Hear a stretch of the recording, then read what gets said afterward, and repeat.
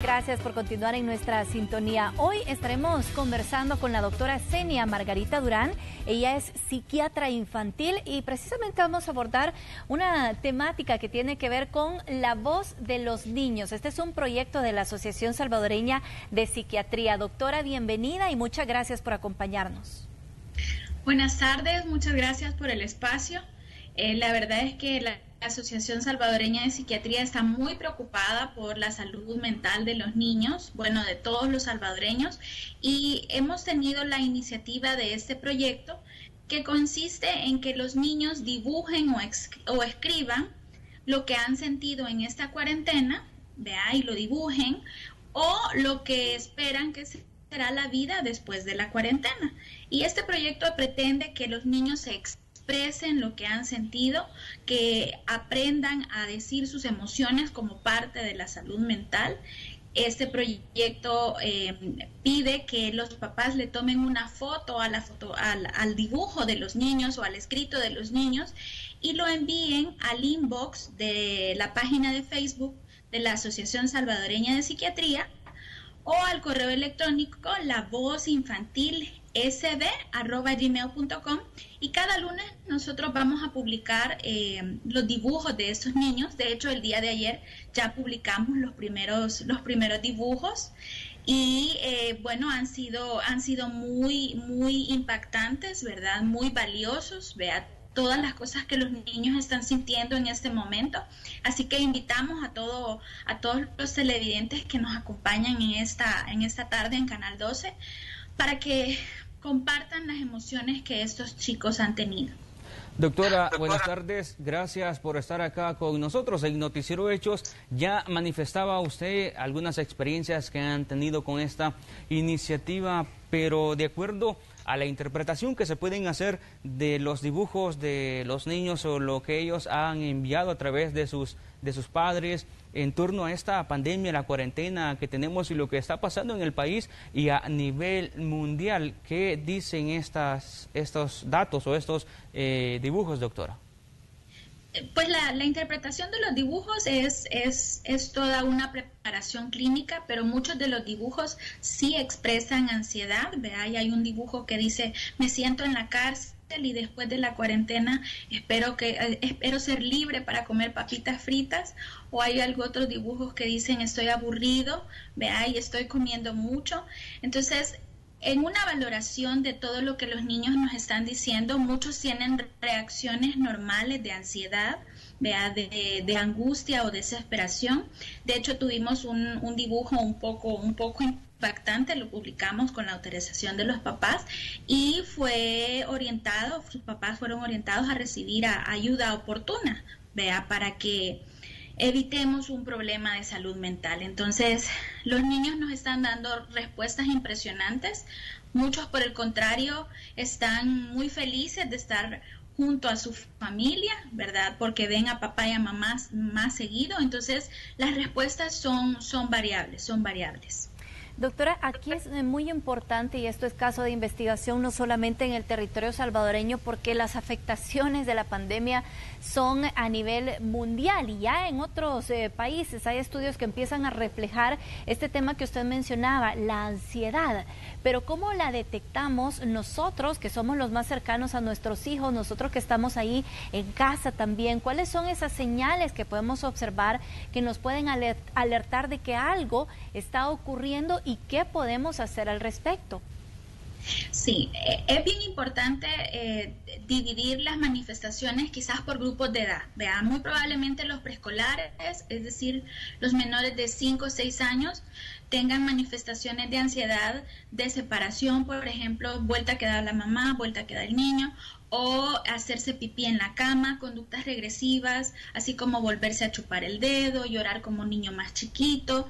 Serían pues algunas manifestaciones de ansiedad. Los escolares, por el contrario, ¿verdad?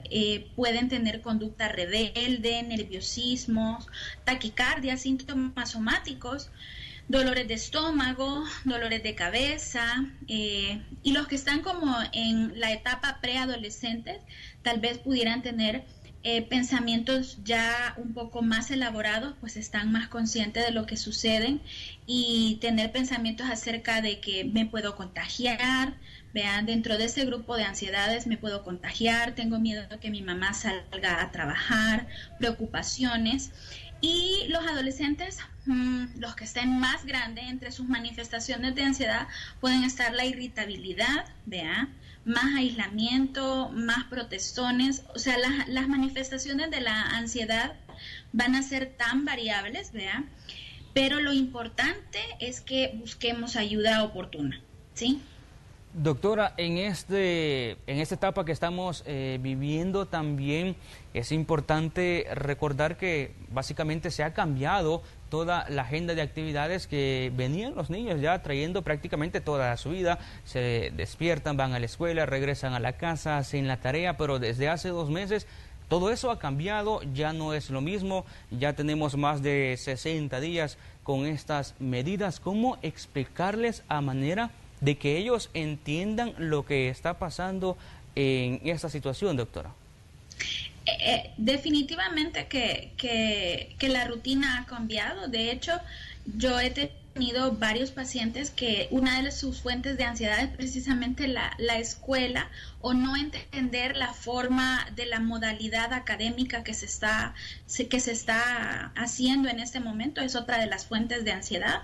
Vean, los medios, las redes sociales, las noticias a veces pueden ser fuentes de ansiedad. Entonces, es importante que a la hora de explicarle a los niños, porque eso es vital, los niños se van a dar cuenta de todo, es importante tener en cuenta 3 cosas. Decir la verdad, primero, aprender a decir no sé. Los adultos de repente inventamos más cosas y si no sabemos hay que aprender a decir no sé a la hora de explicarle a los niños, y buscar fuentes de información confiable de lo que les vamos a explicar. Entonces, es importante que tengamos en cuenta estas 3 cosas a la hora de que vamos a explicar. Yo siempre les digo que la era post-COVID se acerca y las cosas van a cambiar. Entonces tenemos que empezar, por ejemplo, un entrenamiento para los niños de cómo usar las mascarillas correctamente, ¿verdad? De cómo lavarnos las manos correctamente. Yo siempre les digo, mientras te estás lavando las manos, canta la canción de los pollitos o canta la canción que tú quieras para hacer un lavado adecuado de manos en el tiempo, por ejemplo, o aprender a respirar correctamente en la mascarilla. Yo creo que eso es algo que a todos lo estamos aprendiendo cada vez más. Y enseñarles también a los niños a que no se toquen tanto la cara. Entonces vamos a empezar un entrenamiento y vamos a ir explicando etapa por etapa, gracias a las fuentes de información confiables, diciendo la verdad y aprendiendo a decir no sé si eso es. Doctora, ¿qué consejos prácticos podemos dar a los padres de familia sobre actividades que puedan elaborar con sus hijos? Porque antes era más fácil. De hecho, una de las principales recomendaciones es saque a sus hijos a caminar. Ahora es prácticamente imposible. En la mayoría, incluso de residenciales privadas, han cerrado los parques, les han puesto cintas amarillas y incluso se vuelve hasta traumático para un niño ver esas imágenes a las cuales no estaban adecuados. Sí, tiene razón. Yo siempre les digo a mis pacientes que hagan un calendario, ¿verdad? Y que hagan una actividad por día, ¿verdad? El lunes vamos a cocinar, el martes vamos a hacer ejercicios, el miércoles vamos a pintar, por ejemplo, el jueves vamos a bailar, el viernes vamos a jugar algo imaginativo. Y, por ejemplo, cambiamos los escenarios y en la sala pues la transformamos en un castillo, o el jardín pues hacemos una fogata virtual o imaginativa. Cambiamos los escenarios dentro de casa y hacemos una actividad que salga fuera de la rutina, con el objetivo de conservar la salud mental, con el objetivo de que a través del juego los papás se estén dando cuenta de cuáles son las inquietudes que tienen los niños con respecto a las cosas. Vean, hacer un juego de role playing de lo que se está viviendo ahorita y cambiar de roles. Entonces el papá es el niño y el niño es el papá, y podemos ver cómo se ve reflejado el papá, y de repente pues el niño juega a que mucho lo regañan, o juega a que está trabajando, no tengo tiempo. Y el papá se puede dar cuenta de algunas cosas que tiene que mejorar, por ejemplo. Pero sí establecer una actividad cada semana, pintar, cantar, cocinar, bailar, audiolibros, ¿vea? Para que cada día tengamos una actividad diferente.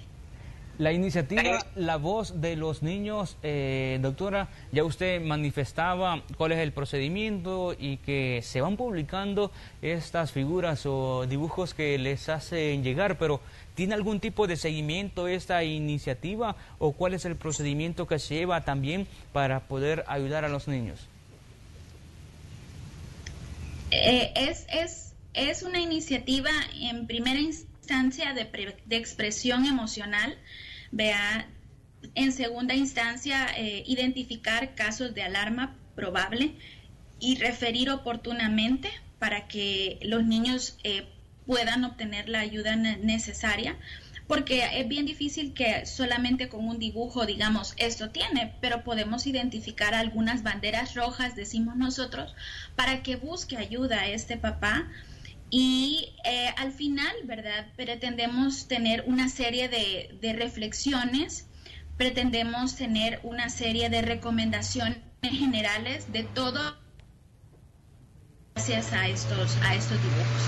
Mientras tanto, les pedimos que sigan enviando estos dibujos, vea, como les dije, al inbox de la página de la Asociación Salvadoreña de Psiquiatría o al correo electrónico lavozinfantilsb@gmail.com. Doctora, los niños con diagnóstico de TEA, trastorno del espectro autista en cualquiera de sus dimensiones, ¿cómo se han visto afectados con estas situaciones que todos estamos teniendo que enfrentar, como el confinamiento, el hecho de no poder salir, el hecho de no poder realizar las actividades que teníamos antes, el hecho de perder la rutina en muchos de los niños y han tenido que cambiar esta rutina a la cual ya estaban acoplados? Y de hecho también recientemente pues veíamos las manifestaciones de muchas personas en punto de las 8 de la noche con este ruido que particularmente afecta a los niños con trastorno del espectro autista. ¿Han recibido ustedes solicitudes, por ejemplo, para permitir la libre circulación particularmente en estos casos?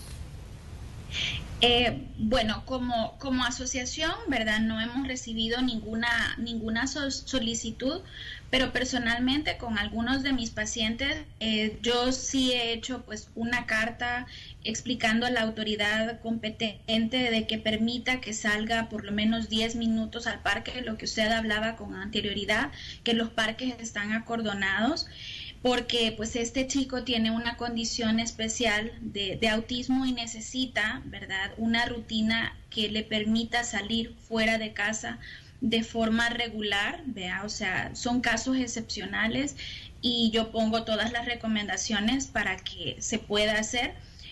Algunas veces la gente vive en alguna residencial privada y envían esta carta a la Junta y bueno, hacen la excepción porque existen excepciones, vea, o a la alcaldía cercana para que no hayan como consecuencias, porque cada niño con trastorno del espectro autista es un caso individual, ¿verdad? No todos tienen el mismo nivel de gravedad o de intensidad, pero yo diría que el 90% se han visto afectados porque la rutina ha cambiado, porque no pueden salir, por el ruido, porque no están muchos están en escuelas especiales o en escuelas con programas particulares o individualizados o con adecuaciones y ahorita no están recibiendo eso, entonces sí son un grupo de población que ha sido enormemente afectado. Doctora, a través de redes sociales, porque también tenemos la transmisión en vivo, en Facebook, por cierto, hay comentarios y preguntas de las personas que nos están sintonizando a esta hora de la tarde. Por ejemplo, Carmencita Escobar hace comentarios de las tareas o que en muchas ocasiones se sobrecargan a los niños, a las niñas o a los adolescentes de las tareas escolares y eso en muchas ocasiones también no permite, bueno, que completen las tareas los alumnos también los afecta, y también se pregunta, bueno, ¿qué mecanismo o qué dinámica se puede utilizar con los niños para poder hacer, primero, las tareas, y segundo, también el sobrecargo que en muchas ocasiones tienen con las guías que les están enviando, o también tareas que les envían los profesores para que las puedan desarrollar desde sus casas, doctora? Yo siempre les digo, en lo personal a mis pacientes, ¿verdad? de que en la manera de lo posible se busque la hora más adecuada y, ejemplo, ¿verdad? Trabajen tiempos cortos y descansen, trabajen tiempos cortos. Depende de la edad de los niños. Por ejemplo, los escolares entre 6 y 10 años pueden trabajar 40 minutos y descansar 10, 40 minutos y descansar 10, porque no van a poder mantener un trabajo continuo. Que al final de cada guía que ellos realicen otorguemos una recompensa, porque realmente están en una modalidad para la cual nosotros nos estamos adaptando también y ellos se están adaptando también. Entonces, una pequeña recompensa, no sé, por ejemplo, una comida que a él le gusta mucho, un sorbete, en la manera de lo posible. Parecido al horario que se hace en las escuelas, doctora. Muy parecido al horario que se hace en las escuelas, porque, por ejemplo, está lenguaje y literatura, estudios sociales, ciencias naturales, recreo, por ejemplo, de 15 minutos. ¿Se podría también aplicar eso en el hogar para llevar también un orden y de cómo hacer las tareas? Sí, excepto que en la modalidad virtual los tiempos deben de ser un poco más cortos, porque en la rutina escolar, pues prácticamente que son 2 o 3 horas de clase y luego recreo, 2 o 3 horas de clase y luego recreo. Entonces, en la modalidad virtual son tiempos más cortos, de 40 a 60 minutos y un tiempo de descanso. Vean, y explicarle a los niños y decirles, oye, vas a tener una modalidad parecida a la que tenías en el colegio para ver cómo nos va. Muchas de las cosas las hacemos como a prueba y error, pero lo importante es de que le expliquemos a los niños esta parte. De verdad que muchos entienden muy bien. Doctora, ¿qué son las etapas emocionales del COVID-19? Y me gustaría saber si esto aplica solamente para los niños o para los adultos también. No.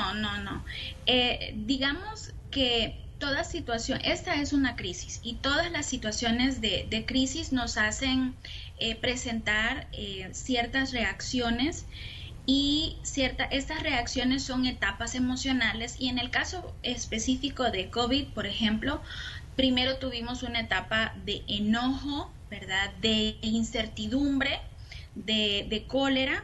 Luego viene una etapa de tristeza, por ejemplo, de desánimo. Luego viene una etapa de aceptación, y luego viene una etapa en la que empiezo a trabajar en lo que sí puedo hacer. Prácticamente que podríamos resumirlas en esas etapas. Hay libros que las extienden a más, pero básicamente, ¿qué serían estas 5? Vea, de incertidumbre, de negación y enojo, de tristeza, de aceptación y de medidas para el cambio. Entonces podemos retroceder, ir y venir en estas etapas. Ya iba avanzando, doctora, estaba bien, pero nos pusieron 15 días más de cuarentena y retrocedió otra vez a incertidumbre o a negación. Entonces fluctuamos en estas etapas emocionales, que son reacciones normales, pero tenemos que ir viendo una superación de estas gradualmente, ¿sí? También nos hacen los comentarios a través de redes sociales. Nos comenta, mis hijos no son autistas, pero por el encierro de los 2 meses, los grandes y los pequeños pasan peleando casi todos los días porque ya no soportan estar dentro del hogar. ¿Qué se les puede recomendar? Yo siempre, es bien importante que sepamos que todos estamos en condiciones especiales. Cada caso específico es importante, y yo siempre les digo que hacer un juego de roles es importante. Entonces, en la recomendación específica para esta familia con un grupo de edad tan diferente, yo le invito a que el adolescente haga el rol del hermanito de 5 años, por ejemplo, o del de 8 años, y que el de 8 años haga el rol del de 14, y se puedan ver reflejadas estas conductas que cada uno tiene y empezar a trabajar en soluciones. Tal cual, papel y lápiz, vea, el chiquito dice tal cosa, el grande dice tal cosa, y empezar a resolver como punto por punto, para que empecemos a trabajar en estos conflictos. Recordemos que una de las cosas que más frecuentemente me han dicho que da problema es el uso de las pantallas. Doctora, pasa casi que toda la vida en las pantallas. Yo creo que es adicta a las pantallas o es adicto a los videojuegos. Entonces, ahora las pantallas tienen pues una función educativa, precisamente porque ahí se están viendo las clases, una función social porque pues no están en contacto con sus amigos y están comunicándose ahí, y una función de entretenimiento precisamente. Entonces, limitar las horas, porque estoy segura de que uno de los pleitos debe de ser el Nintendo Switch o el teléfono precisamente, o la tablet, porque quieren tener más tiempo en esta. Entonces, también como modular esa parte y poner un horario tal cual. Por ejemplo, en el caso de las redes sociales también aplica esto, doctora, porque los niños y los adolescentes más que todos pasan bien pendientes de las redes sociales. Aquí aplica también lo de los horarios o también el acceso que puedan tener ellos a estos dispositivos móviles. Claro. Existen aplicaciones en la Play Store, por ejemplo, que tienen un control parental y son gratuitas, y usted la instala en el dispositivo de su hijo, no importa la edad que tenga, ¿verdad? Entonces, de manera que usted instala esta aplicación, por ejemplo, en el celular de su adolescente de 14 años, y ahí usted modula que va a ver Facebook de tal hora a tal hora, y después se le va a apagar y ya no lo va a poder ver. A lo mejor son un poco unas medidas un poco estrictas, pero sí podemos negociar con él. Hijo, no puedes quedarte con el celular viendo Facebook hasta la 1 de la mañana, por ejemplo. Negociamos y decimos, mira, lo vas a usar hasta esta hora, o no puedes estar usando tal juego de video, y esas aplicaciones, el papá tiene el control y modula el horario o lo que está viendo, porque a veces están viendo páginas o cosas que no les corresponden a la edad. Doctora, desde la Asociación Salvadoreña de Psiquiatría, ¿tienen ustedes algún reporte de incremento de consultas por las afectaciones del COVID-19? Bueno, sinceramente no tenemos ahorita ningún reporte, pero pues su comentario es valioso, y vamos a tratar de evaluar cómo ha ido este incremento de consultas con respecto a los problemas de salud mental. Doctora, antes de finalizar la entrevista, ¿nos podría repetir, por ejemplo, la página de Facebook para hacer llegar estas figuras o estos dibujos de los niños? También cómo contactarse con la asociación y las medidas que se deben tomar también en el hogar antes de finalizar. Sí, la página de Facebook es Asociación Salvadoreña de Psiquiatría, ¿vea? Y ustedes mandan el dibujo al inbox de la página de Facebook, o al correo electrónico lavozInfantil@gmail.com. A esos dos sitios ustedes pueden mandar los dibujos de los niños, de cómo se han sentido y cómo esperan que será la vida después de la cuarentena. Y mis recomendaciones finales siempre son: hablen con sus hijos, ¿verdad? Digan la verdad, aprendan a decir no sé, y buscar fuentes confiables de información para decir las cosas, hacer un horario estructurado de lo que vamos a hacer cada día para prestar mejor atención. Un día bailar, un día hacer ejercicio, otro día pintar, otro día cocinar juntos, otro día jugar en la sala y cambiando escenarios. Otra de las recomendaciones que yo les doy siempre es de que hagan este juego de role-playing para verse como en espejo, cómo está actuando uno con el otro, y de esa manera podemos descubrir cosas importantes. Muy interesante, doctora. Muchas gracias por este tiempo, por este espacio y por compartirnos estas recomendaciones para todas las personas que siempre están pendientes de Noticiero Hechos.